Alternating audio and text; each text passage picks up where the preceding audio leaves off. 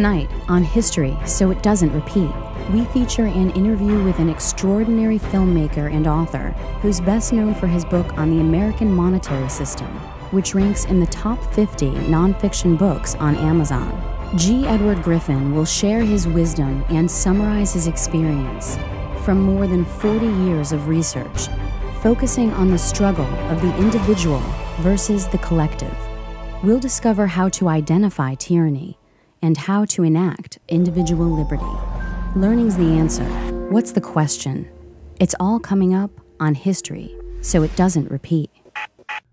Welcome back to History So It Doesn't Repeat. I'm your host and navigator, Richard Grove, and tonight we're going to connect with researcher, author, and filmmaker G. Edward Griffin, where we'll define freedom, observe the problems in our world, and we'll analyze our way forward to identify the contradictions in the history we've been taught, and learn how to outgrow the habit of outsourcing our minds by learning how to think clearly for ourselves. G. Edward Griffin is well known for his historical research, which culminated in the book The Creature from Jekyll Island, for his documentary film on the monetary system, The Capitalist Conspiracy, and for his groundbreaking 1968 presentation, The Grand Design for World Government. Like our prior guest, John Rappaport, you can find G. Edward Griffin in the upcoming feature documentary film, State of Mind, The Psychology of Control, and most days you can find him hard at work at his online stronghold at realityzone.com and freedomforceinternational.org. But right now we've got him live in person via the magic of Skype. Mr. Griffin, what does freedom mean to you?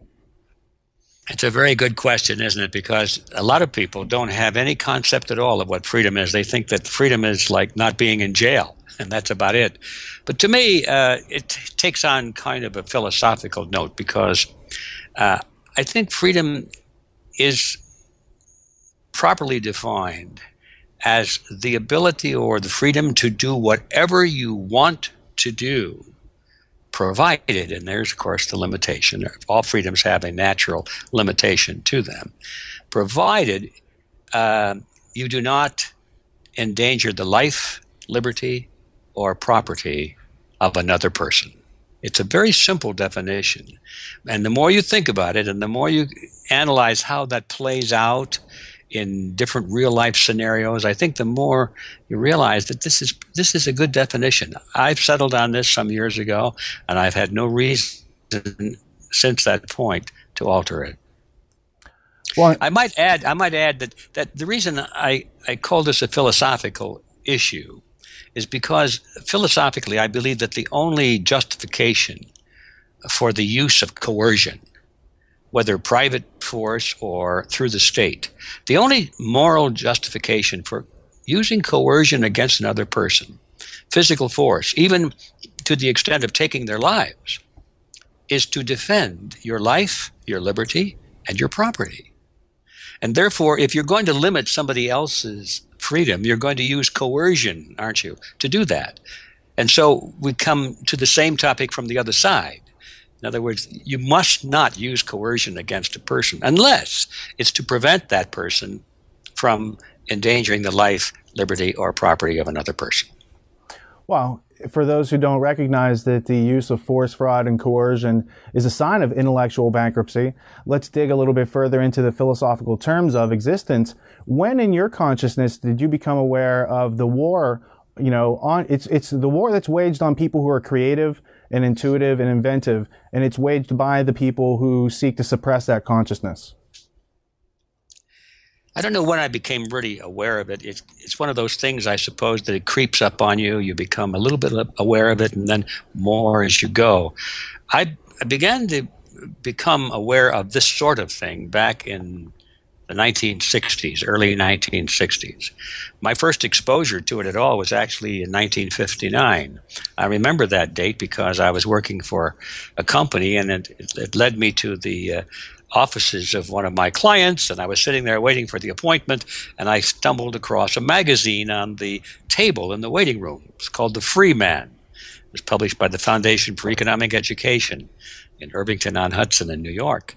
And I was sitting there, and I read this little article, a very simple little article, advocating some fundamental principles of laissez-faire and free enterprise. And I thought, wow, I'd never read anything like this before. I just came out of school not too long before that. I'd gotten good grades in all my classes. I read a few books, but I never read anything like that in that silly little magazine. And so I remembered the date. I remembered the occasion. That was the beginning of a long journey. Why have you spent so many decades of your life researching history, and how do you find it relevant to people today? Well, the question why, I suppose, is the harder one. I don't know why. It's this, I think certain of us have a crusader instinct more than others. I think some people are more practical than others, and others are more idealistic than others. And I'm probably in that latter category. A lot of people are. And if you're idealistic and you want to see things right, and it's not in terms of just how do you benefit yourself, or how do you make money, or how you are looking good to your friends and your opponents, all those things. If you're concerned about things outside of your skin, what is the way the world should be? How should people relate to each other? And so if you're that kind of a person, well, then you're helpless. I mean, you can't help yourself. When you see an issue like we're talking about here, you're drawn to it. I mean, you're just absolutely drawn to it. And so I can't tell you why. I guess it's just because it's programmed into me. But the second part of your question, how does this relate? What's the relevance today? Well, I think today's headlines answer that question. I've noticed for years that most of the news that makes it into the mainstream media is bad news, isn't it? I mean, they don't spend a lot of time telling you about how well things are going. Most of the stuff you read about are how bad things are going, things that went wrong, something bad that someone did, an evil event or a catastrophe of some kind. I've noticed lately that this is accelerating, and it's so depressing to read the news and be aware of the news today. And why is that? It's because things aren't the way they should be. We were talking a moment ago, how would we change the world if we could? Well, if we could change the world the way we would like to, we wouldn't be reading all this bad news. So that's why it's relevant, because it means that we who feel this impulse to make a better life for our fellow men and for the future generations, we're not doing our job yet. We better get going. And so that's why it's relevant. I have this great feeling of urgency that, come on, Edward, let's go. You've only spent so many hours today. Don't give up. You've got a few more hours left. Get back to work. I think that's the relevance. Well, you do have an incredible output of media, articles, interviews. You keep a very busy schedule, which inspires me to do the same. So you're observing philosophically that something exists, we're conscious of it, and things are what they are, which is why we need to learn history. We can't just think these changes into action. It has to go from our imagination into physical reality through our actions, and using reason helps us make better decisions when we're taking those actions. So to bring it back to what you started out talking about, you're reading this alternative magazine called The Freeman. You see this article. It creates a little cognitive dissonance. Ladies and gentlemen, it's really a pleasure to be able to welcome so many of you into my home. Not only those of you who actually are here, but also those of you who are here indirectly through the medium of motion picture film. Now, as you know, the title of this presentation is The Grand Design. But I should explain at the outset that the real subject behind this title is U.S. foreign policy. Now, I realize that there are some who might think that I was trying to be funny or sarcastic with that statement, because for a long time there's been a generally accepted view that our foreign policy has been so bungled and confused that it couldn't possibly have followed any design, much less a grand one. But, ladies and gentlemen, the purpose of this presentation is to show not only that there is a grand design, but that it has been the consistent, dominant force behind absolutely every major move by the United States in the foreign policy field since at least the end of World War II. This grand design has provided the motivation for all we have done in the past, and unless some basic changes are made, it will determine everything we shall do in the future. Now, regardless of one's opinion of this grand design, it's the outgrowth of a powerful and compelling argument, a profound statement of philosophy, and a deceptively attractive appeal to reason. And ladies and gentlemen, unless we are able to counter this argument and to offer a superior philosophy, we'll continue to be like putty in the hands of its advocates. So it's important, to say the least, for us to understand what the grand design is, to analyze it in order to discover its flaws, if any, and then to offer a superior alternative if we can. These three requirements, then, will constitute the general outline of the material and the ideas to be presented here. First, identification. Second, analysis. And third, solution. In 1968, you gave a presentation called The Grand Design for World Government. What happened between reading the article and your 1968 presentation, which I must say, I found to be very impressive because I only found it a couple years ago. I'd already read your books and I said, wow, this cat was talking about this stuff in 1968 and you did it right. You did it that was a very smooth presentation, simplified yet not deleting anything that was necessary to communicate what was really going on. So I guess my question is, how do you predict the future? Well, I think the answer to how you predict the future is something that you already talked about, knowing the past. Why is history important? History is important so that you can predict the future. If you don't know where you came from, you may know where you are today, but if you don't know where you came from, you have no direction. You can't draw a straight line yet until you have 2 points. So if people are just concerned about what's happening today, they don't know where they're headed yet. But if you can look back and see where you were 10 years ago or 100 years ago, now you can mentally lay a ruler down there and say, okay, this is where we were, this is where we are. You don't have to be a genius to project a straight line out. You can say without fear of contradiction that unless there are some major changes to change the direction in which we're heading, we're going to get to where we're headed, in other words. And so predicting the future is simply a matter of knowing where we were and being very coldly objective in terms of where we are today. Then the rest of it is real easy. I'll give you an example. If we look back 100 years, for example, and we can make a formula and say, well, how much government did we have? How much control over our lives did we have 100 years ago? Now, I know you can't quantize this exactly, but let's just say, well, and let's say about maybe 15% of our lives were dominated by government directives and decrees, rules and regulations, limitations, all this stuff. Well, okay, where is it today? Well, how do you measure it? I would guess, and I think most people would agree, that we're well over 50%. We might argue whether it's 70 or 80% or whatever, but we're well over 50%, which is good enough for our straight line projection. If we continue to go as we have been going without any major changes, the percentage of government control over our lives will be 100%. It's just a question as to how long it will take. But that's where we're headed. So I can predict the future. I can honestly say that unless there are some major changes in the thinking of the American people as to what is the proper function of the state and what is the way we want to live in a society, unless that is changed, we are going to wind up living under totalitarianism.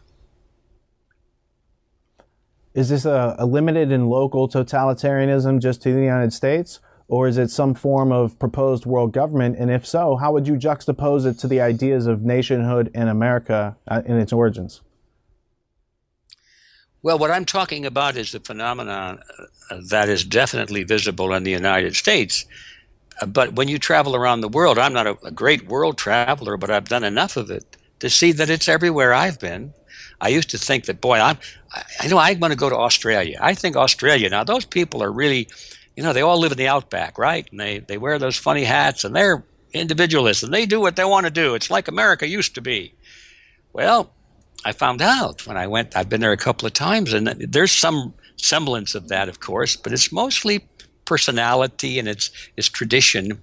But what's happened in Australia and New Zealand, which I thought would even be more independent, why, those people are further ahead of us on this scale toward totalitarian government. I was totally shocked to see that. I've been to England. Of course, they're the granddaddies of it all. I expected them to be ahead of us, and they are. I've been to France. They're ahead of us. You know, everywhere I have been, at least, the world is going in the same direction because the driving engine of this is a philosophy. It's an idea. I call it the idea X. It's infected the world. And that idea X really has a name. It's called collectivism. The whole world has bought into this concept of collectivism. They think that's the way it should be. We should have this all-powerful state. Individual is not important. If we put individual rights ahead of the group, well, that makes it selfish, right? That's the thinking of it. Therefore, the individual must be sacrificed, if necessary, for the greater good of the greater number. And all of that stuff that we learn in school and read in our textbooks. The whole world has been infected with this idea. So therefore, as long as people think that's the way it should be, they will vote for candidates to public office who will implement that idea. Every candidate, almost every candidate, with very few exceptions, that the masses rush to support and send into office, what do they promise to get those votes? We will make government bigger. We will take care of this problem. We will have more power to solve this problem. We're going to provide education and health care, housing and vacations and whatever you want. And a few things you don't want. We're going to provide it through this instrument called the state. And people say, yeah, that's good. And so they vote for these guys, and that's what they get. So therefore, I say the whole world is infected with this idea X called collectivism, and that's the reason where the whole world is heading toward totalitarianism.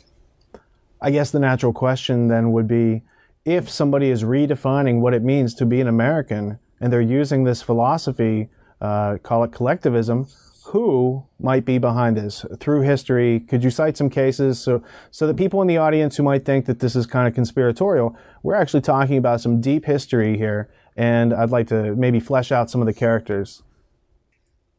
Well, this is a can of worms because I think there are two forces at work here. One is a natural force and one is a conspiratorial force. Of course, you might argue that conspiracies are a natural force, which in a way I think they are, because if you do look at history, conspiracies are the engine of history. Almost every event, major event that ever occurred in history happened not because of some kind of a spontaneous rising of the masses or some spontaneous falling of a boulder that happened to hit somebody over the head. No, these were planned, and usually they were planned in secret, and everybody should know that. Anybody that scoffs at the idea of conspiracy, I feel sorry for them, because it tells me they have never read a history book.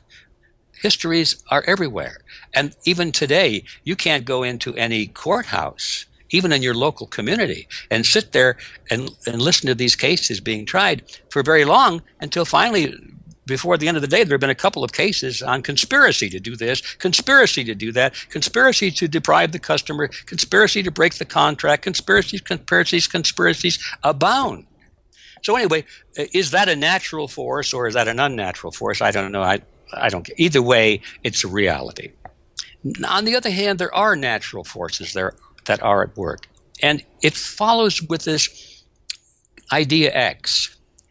You see, if you believe that the proper function of the state is to solve all problems, then you have to give the state the power to solve those problems. They need the tools. They need the money. They need the taxes. They also need the power to use coercion against people to force them to do what the state says. Well, everyone has heard the old saying from Lord Acton that power corrupts.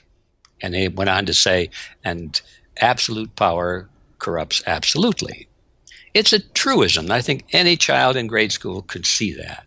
So what we have done when we set up the state as the all-powerful entity to solve all problems, and we keep making it more powerful and more powerful and more powerful, what we have unintentionally endorsed is that we are saying, okay, we're going to corrupt everybody that goes into government because we've made the corruption so tempting. In other words, governments, especially powerful governments, are magnets. They're magnets, and they draw to them the predator class. All of the would-be criminals are really drawn to government because they can see here in government with all this power, they can legally do what previously it would have been illegal to do. But once they're on the inside of the mechanism that decides what is legal and what is illegal, now they're protected. They're insulated from punishment. So this is the natural force I'm talking about. If we, in our stupidity, think that an all-powerful government is a good thing, then what we have done is endorse the creation of a magnet that's going to draw into government every crook and criminal within 1,000 miles. They're going to gravitate into government, and we are going to get what we deserve. Is this a conspiracy? No. It's a natural tendency, I think, in human psychology. People love to dominate other people. Well, not everybody likes to, of course, but there's enough that do. All you need is a couple with a machine gun or finger on a red button for an atomic bomb. You don't need lots of people if you've got the maniacs in control with the ability to use coercion. Well, you've identified this predatory class. You've mentioned reading good history books. Since seeing some of your presentations over the years and your incredible bookshelf behind you, I've developed a few bookshelves of my own. I have an entire bookcase of books by the Rothschild family. Their memoirs, their autobiographies, biographies, these credible history books that laid out this empire that was affecting governments during the 1700s, 1800s, 1900s, and 21st century. And it was completely off my radar. I had graduated from college. I had worked on Wall Street in New York. I had never heard of them. I thought they weren't real until I went to a Barnes & Noble and I saw the Niall Ferguson 2-volume set, and I was like, well, this is real enough to dig into here. And it's led me to, I don't know, 20, 30, or 40 of these books on the specific financial empire. Could you describe maybe the role of the Rothschild empire in the creation of Cecil Rhodes and what his legacy is in the world? Well, it sounds to me like I ought to be asking you to do that. You've read all these books. I have not read the series that you talked about, but I do know enough, I think. I know enough about the Rothschilds to know how important a role they played in the development of the banking model that exists in the world today, called central banking. They were really the originators, as you know, of this whole concept. And I think it's verified that the first real important implementation of that was the Bank of England, with the Rothschilds as the driving force behind it. For example, in 1694, international banker William Patterson obtained the charter of the Bank of England, and the power over England's money system fell into private hands. In a boastful mood, Patterson said, "The bank hath benefit of interest on all monies which it creates out of nothing." 230 years later, Reginald Mackina, British Chancellor of the Exchequer, said, "The banks can and do create money, and they who control the credit of the nation direct the policy of governments and hold in the hollow of their hands the destiny of the people." Turning to the United States, Dr. Quigley tells us, "The structure of financial controls created by the tycoons of big banking and big business in the period 1880 to 1933 was of extraordinary complexity, one business fief being built on another, both being allied with semi-independent associates, the whole rearing upward into two pinnacles of economic and financial power. One, centered in New York, was headed by J.P. Morgan and Company, and the other, in Ohio, was headed by the Rockefeller family. When these two cooperated, as they generally did, they could influence the economic life of the country to a large degree and could almost control its political life, at least on the federal level. In the United States, it was inevitable that the international banking interests would attempt to establish the same kind of private monopoly over the money system that they had achieved in England, France, Germany, Italy, and Switzerland. The same formula would be used: make it look like a government operation, but keep the control in private hands. But the question that you ask is, what is this formula? What is this this mechanism? Well, I think that I called it the Rothschild formula in my book, The Creature from Jekyll Island. And I tried to make it very clear that I didn't really believe that at any point in history, any member of the Rothschild family actually sat down with one of their children or grandchildren and said, "Come, let me talk to you, son. This is how it works." You know, that's not what happened. But nevertheless, there are, as I could see just reading these books and standing on the outside looking in, I figured that it had to be something like this. It became obvious through the years as this family dynasty perfected these techniques and learned these lessons as they were on the front lines, the financial front lines with their competitors. There were certain lessons that came up out of that. And so I tried to make a list of these lessons, and I won't go into all of them, but basically the idea was this. They must have realized at some point that wars are terrible. Nobody likes wars. Okay. But wars are perpetual. Everywhere you look, there are wars. We will never stop wars because human nature is such that wars are part of the competitive instincts and the greed and the so even though we hate wars, wars are here to stay. Okay. Next. The next thing, so what do we do about it? If we can't stop the wars, maybe we can benefit from them in some way. How can we do that? When you follow this type of reasoning, you know, totally objective, totally cold, no emotion, no morality involved. Just what do we do, realistically speaking? As pragmatic, practical men, what do we do? Well, the next step was to determine that wars are expensive. And governments, even in those days, governments or the royalties were always out of money. I mean, the only way they got their money primarily was to go conquer somebody that had some and steal their money, and of course to tax the peasants, but that was not very productive because there wasn't a lot of wealth anywhere except in the coffers of the royalty. So the main way of getting money was to go conquer somebody and go kill somebody and steal what they had. And but that took money because you had to pay the soldiers and you had to buy the armaments. And so the part of the formula was, well, governments need money to wage wars to be successful. We will lend them the money since that's our business. We have the money. In those days, money was gold or silver. That was money. And any of those paper things, the banknotes, were not considered really as valuable money. They were greatly discounted, if accepted at all.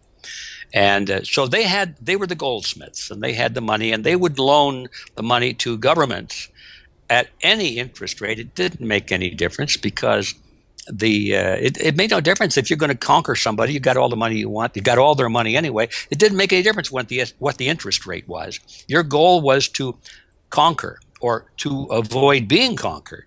You know, this primal act of survival, nobody asks what it costs. So they had that figured out.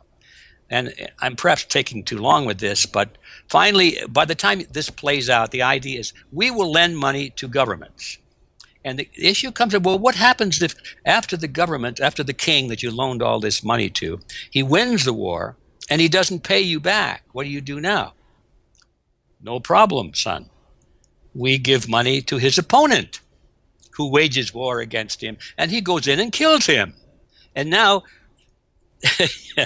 now it's the other nation that owes us the money. And so part of the Rothschild formula, and it's not just the Rothschilds involved in this is a class of people throughout history, figured out that it was wise to finance both sides of a war.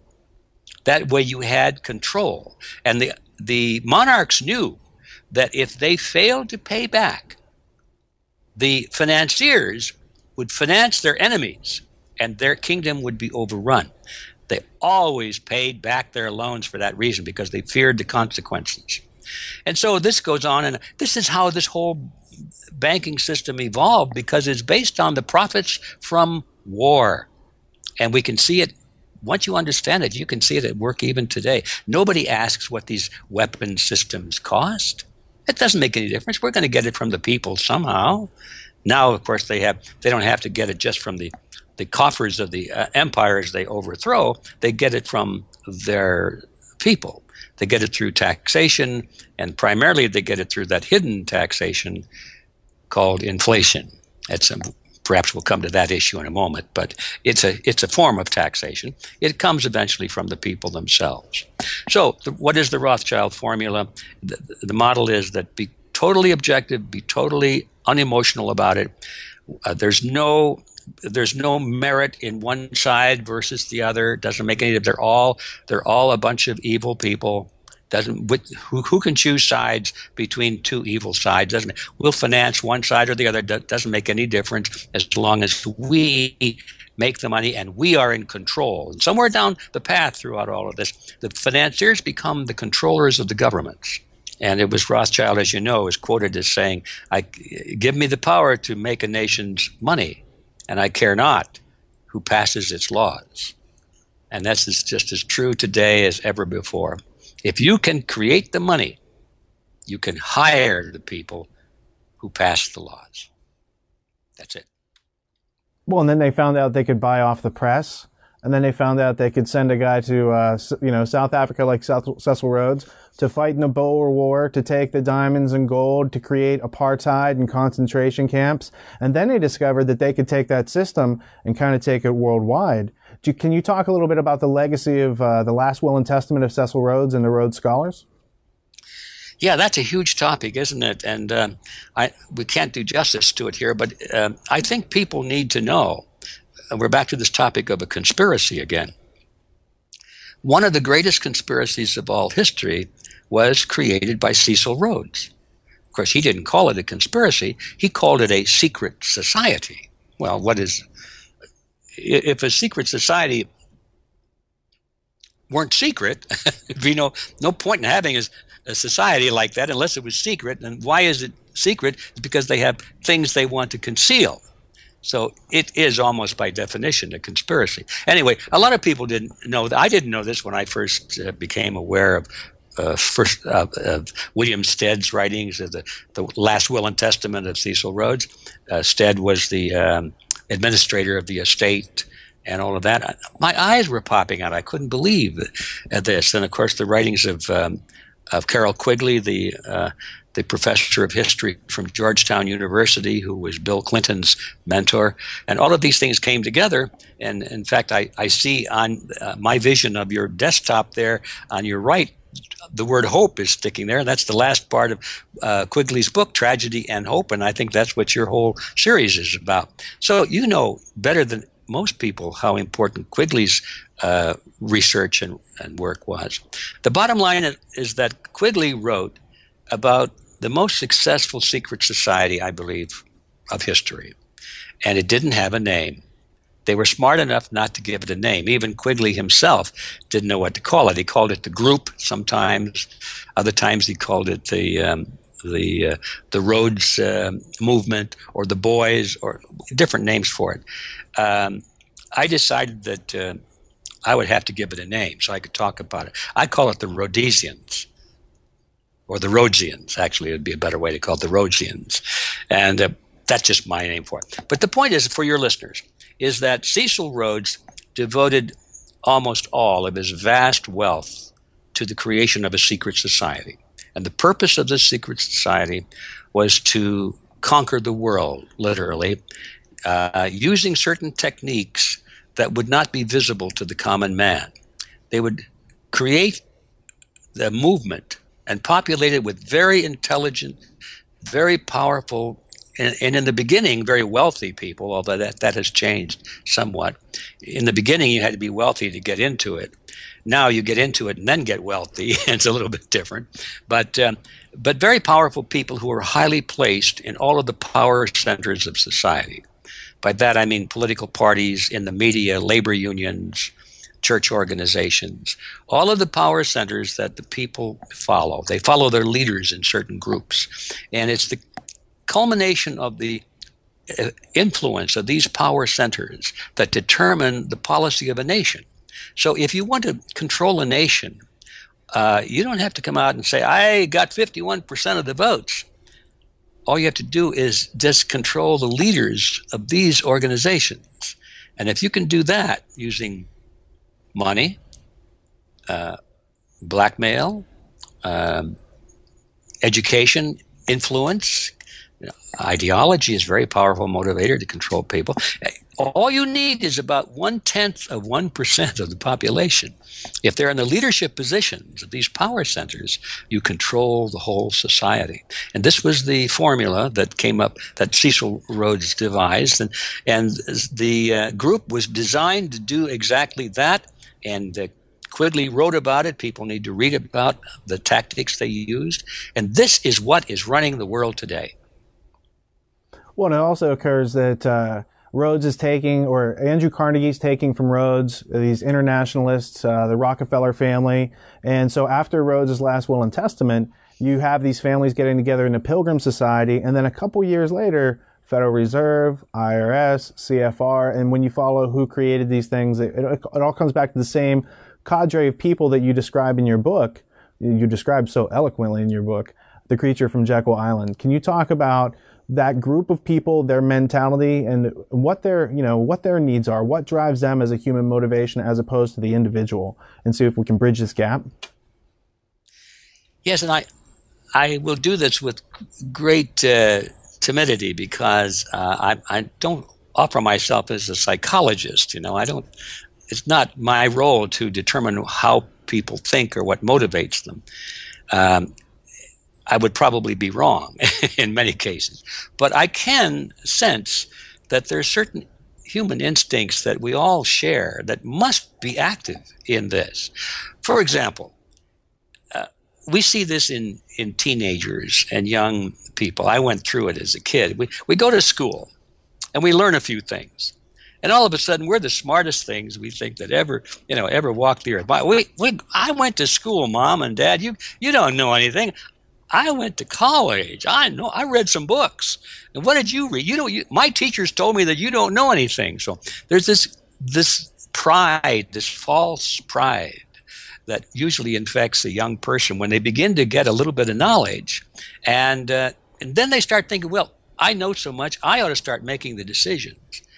And so I think what happens with a lot of people is they become, or they want to become, human engineers. Like you and like me, we want to see a better world. But they decide they just don't want to see it. They're going to make it. Well, we might decide we're going to make it too, but now this is where we part company. We may decide we're going to make it by convincing people that this is the better way to go. And they decide they're going to make it by forcing people to do it this way. Or they're going to use coercion. And they justify it in their mind because they figure this is the way life should be. And I know this is true of Cecil Rhodes because he actually wrote about it in his memoirs. And there was one piece, I think I might have put it in the book, where he said, we British are very fortunate. We've inherited the greatest culture in the world. We have the greatest level of education, the highest standard of living. And we owe it to the rest of these poor, ignorant slobs. He didn't use that word, but you could just hear that's what he was thinking in between the lines. We owe it to the rest of these ignorant peasants around the world to run their lives for them, because if we don't tell them what to do, they were going to make the wrong choices. So we have an obligation to be their rulers for their own good. Okay, this is part of the mindset. And I can see that in a lot of these leaders around the world. You can just tell by looking at their faces. They're so filled with their importance and their righteousness, even though what they're doing is ruining the lives of millions of people and sometimes taking the lives of millions of people in some war effort. Still, in their minds, I'm sure they're justified to think, I'm doing this because it's the best thing for society, and in the future, our children and our grandchildren are going to sing our praises. I think that's the basic mindset of these people.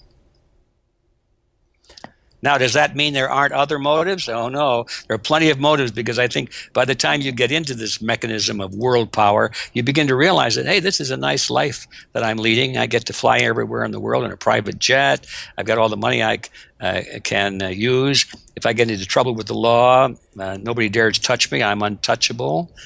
Like my name is Kennedy or something like that. I can do anything and nothing will ever happen to me. So I'm sure there's a heady wine there that comes with that power that is not at the same level of this idealism. So I'm going to say maybe those two factors are at work. I would think that's an accurate answer. It's an honest answer, because I can't even imagine not hearing the word no, because you have so much money that everyone around you will just do whatever you say because they want the thing that you have already, right? So it's such an interesting mechanism of control over human beings, the study of currency, the study of money. And I want to confluence the study of currency and money in with education now by referring to, I can't even attach words to what I felt when I first saw your interview with Norman Dodd. The story you are about to hear represents a missing piece in the puzzle of modern history. Without this knowledge, many contemporary events are simply beyond understanding. You are about to hear a man tell you that the major tax-exempt foundations of this land, since at least 1945, have been operating to promote a hidden agenda. And that agenda has nothing to do with the surface appearance of charity, good works, or philanthropy. This man will tell you that the real objectives include the creation of a worldwide collectivist state, including the Soviet Union, which is to be ruled from behind the scenes by those same interests which now control the tax-exempt foundations. That what we had uncovered was the determination of these large endowed foundations through their trustees to actually get control over the content of American education. There's quite a bit of publicity given to your conversation with Rowan Gaither.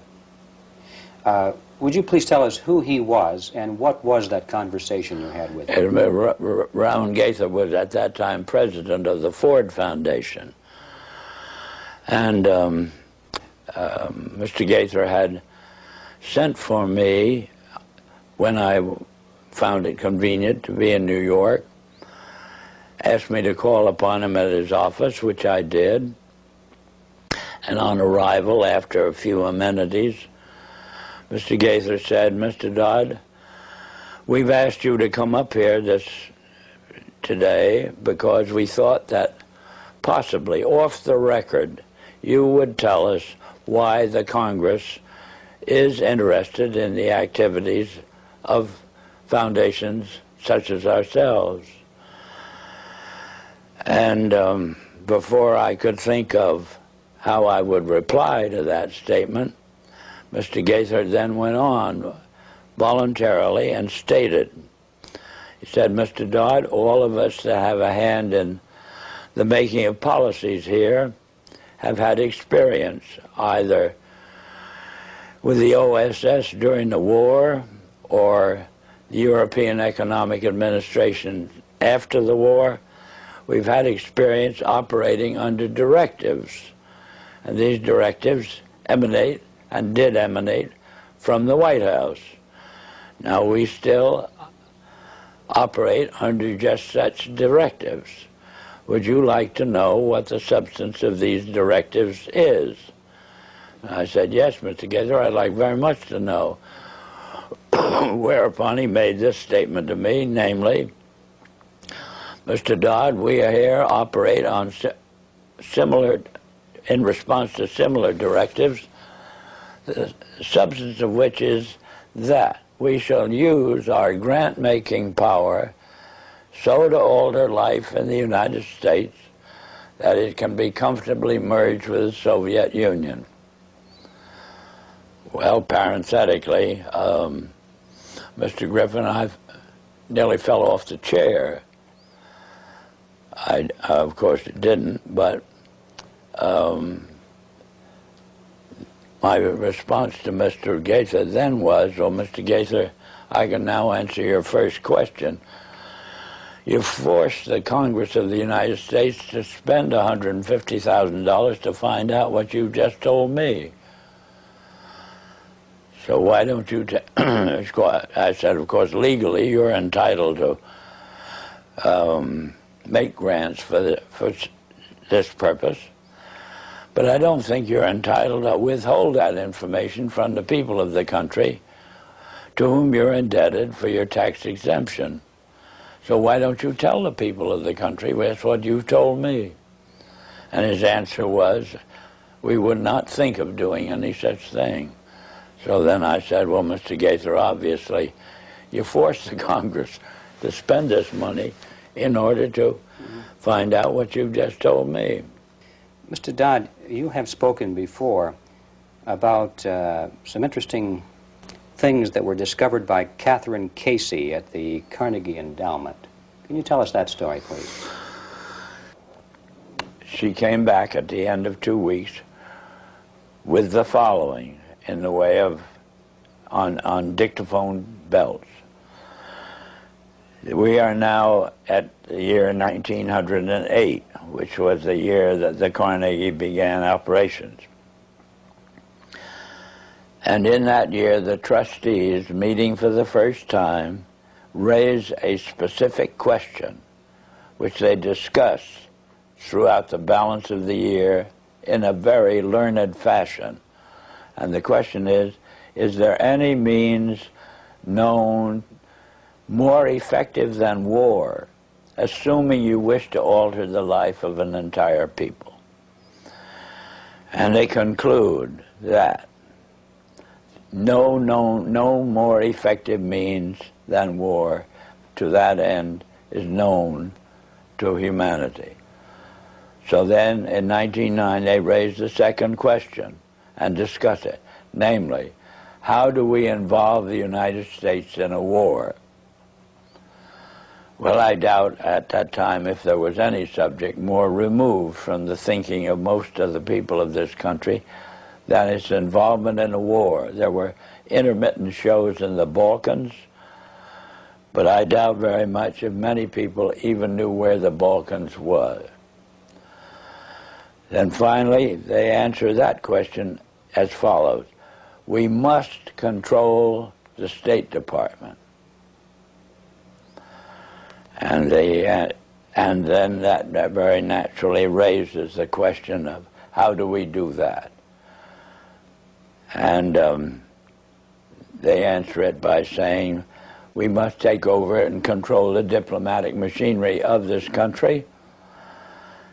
And finally they resolve to aim at that as an objective. Then time passes and we are eventually in a war, which would have been World War I. And at that time, they record on their minutes a shocking report in which they dispatched to President Wilson a telegram cautioning him to see that the war does not end too quickly. And finally, of course, the war is over. At that time, their interest shifts over to preventing what they call a reversion of life in the United States to what it was prior to 1914, when World War I broke out. And they arrive at that point, they come to the conclusion that to prevent a reversion, we must control education in the United States. And they realize that that's a pretty big task. So to them, it is too big for them alone, so they approach the Rockefeller Foundation with the suggestion that that portion of education which could be considered domestic be handled by the Rockefeller Foundation, and that portion which is international should be handled by the endowment. And they then decide that the key to the success of these two operations lay in the an alteration in the teaching of American history. So they approach 4 of the then most prominent teachers of American history in the country, people like Charles and Mary Bird, and their suggestion to them is, will they alter the manner in which they present this subject, and they get turned down flat. So they then decide that it is necessary for them to do, as they say, build our own stable of historians.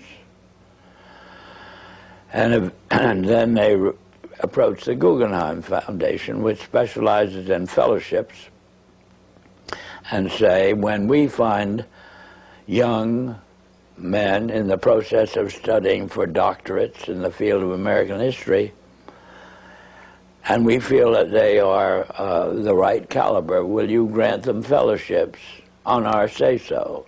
And the answer is yes. So under that condition, eventually they assemble 20. And they take this 20 potential teachers of American history to London, and there they're briefed into what is expected of them when, as and if they secure appointments in keeping with the doctorates they will have earned. And that group of 20 historians ultimately becomes the nucleus of the American Historical Association. And then toward the end of the 1920s, the endowment grants to the American Historical Association $400,000 for a study of our history in a manner which points to what can this country can it look forward to in the future. And that culminates in a 7-volume study, the last volume of which is, of course, in essence a summary of the contents of the other 6. And the essence of the last volume is the future of this country belongs to collectivism administered with characteristic American efficiency.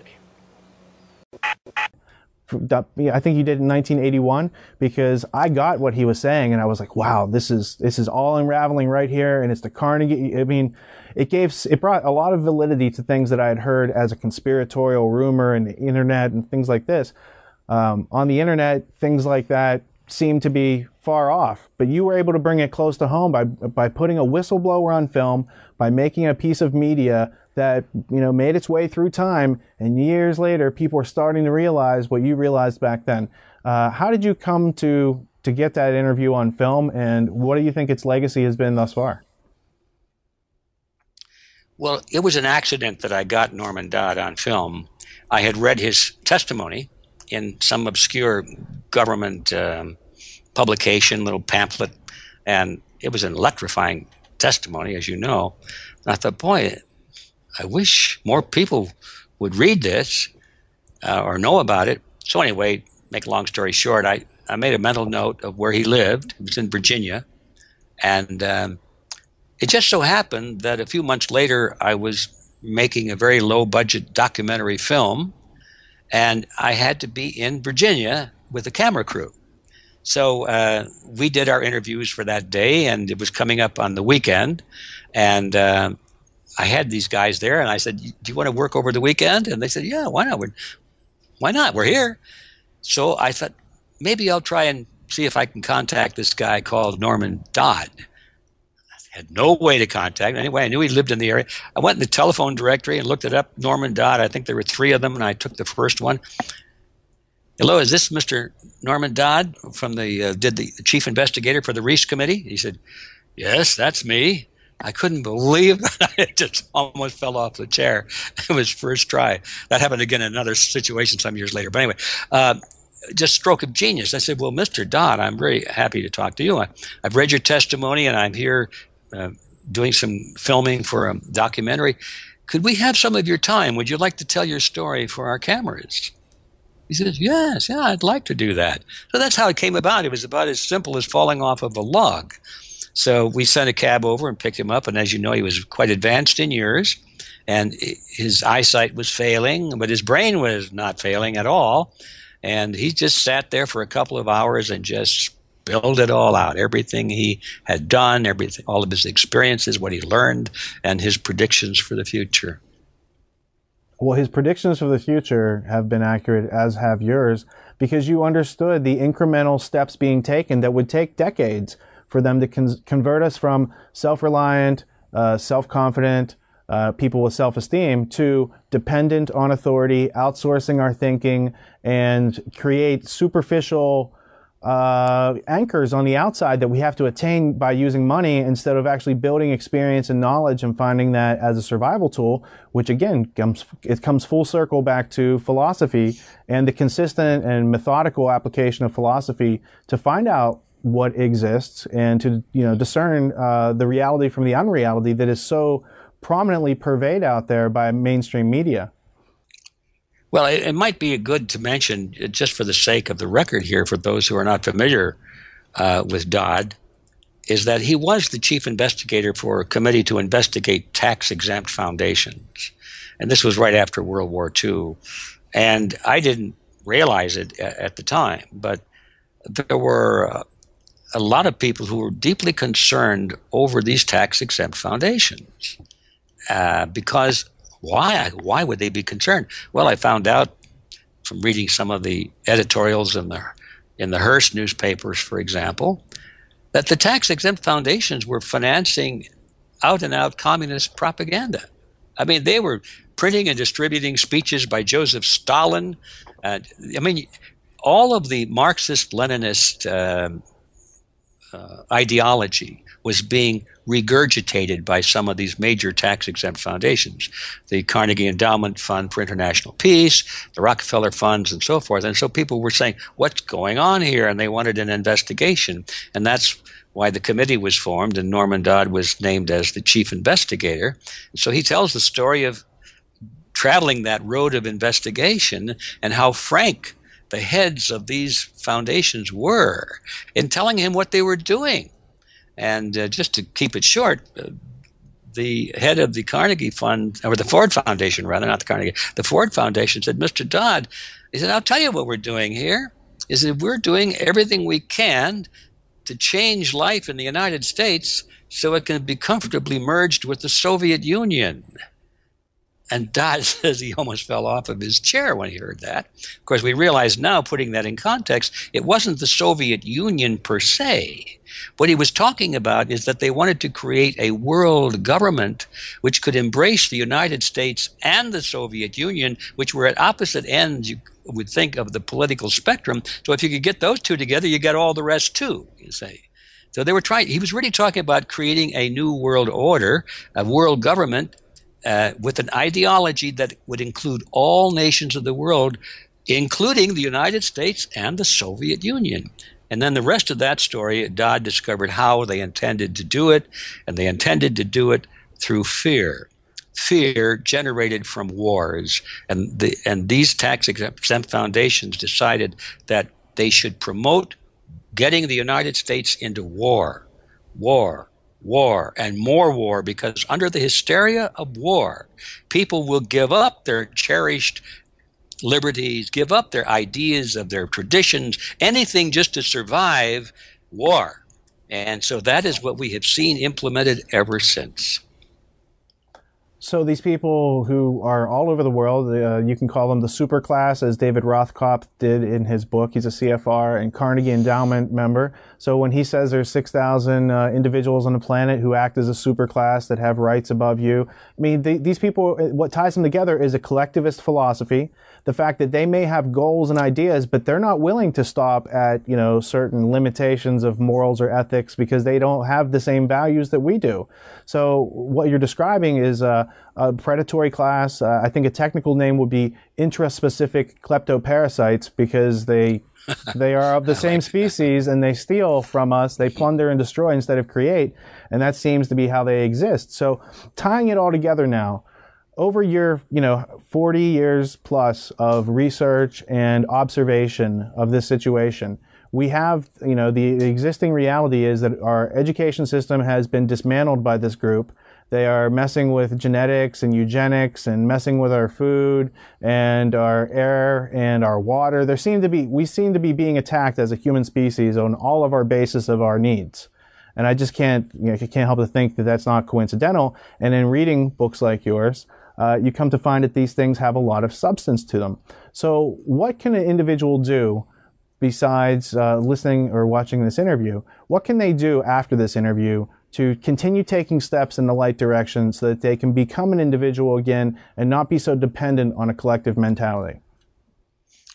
Well, I think that the approach is twofold. First of all, you have to get very clear in your own mind what is right and what is wrong, and where you want to be in this battle, because the battle lines are forming, and if you don't want to be destroyed in the middle, or being destroyed fighting on the wrong side.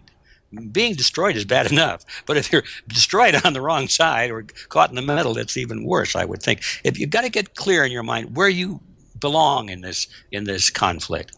Once you do that, then you start thinking about strategies. Well, what's the best way to be victorious and to bring truth and justice as we see it into the victor's circle? And with that in mind, I created an organization in 2002 called Freedom Force International. And I won't go into it here, except it is an international organization. We have members in about 60 different countries now. They all have one thing in common. They understand that this is a battle, a life and death battle between individualism and collectivism. In all the different countries of the world, it may take little different forms. They may call them under different names and so forth. They may think they're fighting communism or fascism or Nazism or socialism or something else, but our people understand those are all the same. They're just variants of collectivism. And they also understand that the superior ideology is individualism. And they've said, that's the side we want to be on. And they also know then that the only way you can bring individualism back into dominant positions in public life is to move the collectivists out of their positions of power. Just wringing your hands and complaining about it isn't going to accomplish anything. We've got to replace those people with individualists who have this other point of view. How do you do that? That's what Freedom Force International is all about. The strategies and the tactics, they're moral, they're ethical tactics, but they all involve one thing, and that is you've got to get up off of your couch, you got to get out of your house, and you got to go out to where the people are and become active in and influential in organizations where people are accomplishing things. That's the underlying strategy. It's the strategy that our opponents used successfully to take over the world. And it's the only strategy that can be used to recapture it. So if anyone is interested in that, I urge them to come to our website. It's called freedomforceinternational.org. And be prepared to spend some very interesting evenings reading our materials. Well, speaking of 100 ways to subvert collectivism every day, you keep very busy. You're always publishing. You're always keeping the newsletter every week from the Reality Zone is very informational, to say the least. What are you working on right now? Unfiltered news, that takes a lot of my time every week, as you just said. But I'm trying to inch forward on my next book, which is more or less about what I've been describing here. The next book has a tentative title, and that's The Future is Calling. The subtitle describes it a little bit better. The subtitle is An Invitation to Change the World. Modest little challenge there, but that's what we intend to do. We will change the world. Well, the future is calling, and this is your invitation to change the world. What idea could you express to the audience that you want to propagate through time? One idea. Individualism is superior to collectivism. That's it.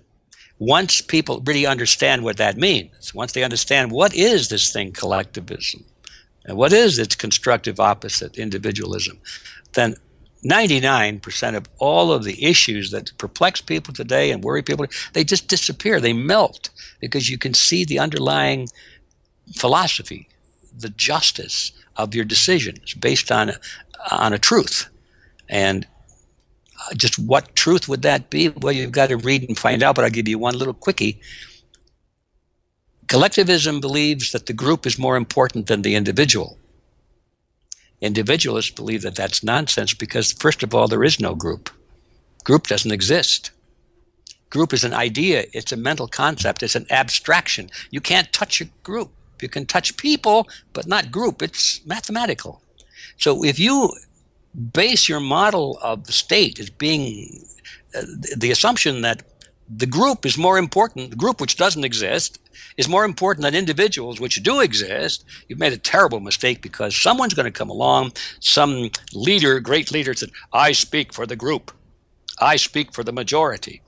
And you will do what I say because it's in the best interest of society. And if you disagree, into the ovens, sort of thing. It's the way it works. That's my idea I would like to leave out there. Figure out, first of all, what is this conflict between individualism and collectivism? And then the conclusion is individualism is superior to collectivism. Mr. Griffin, it's been a pleasure. I think anyone watching this will have gotten a tremendous amount out of the first viewing and will be digging in for another viewing. Thank you so much for your time this afternoon. Thank you, Richard, and good luck to you. And with all that being said, if you'd like to know more, you can sign up for Mr. Griffin's email digest at realityzone.com, where you can also find his books, DVDs, and other productions which inspire cognitive liberty. Don't forget to stop by tragedyandhope.com, fly with us on Twitter to stay up to date on thought-provoking news, and download our podcast, The Peace Revolution. Reprioritize some of your time and fill your mind with useful knowledge. That's how you grow in the right direction. Tragedy and hope. It's like putting together a puzzle, and what you discover as a result is yourself. Until next time, thank you for tuning in and not dropping out.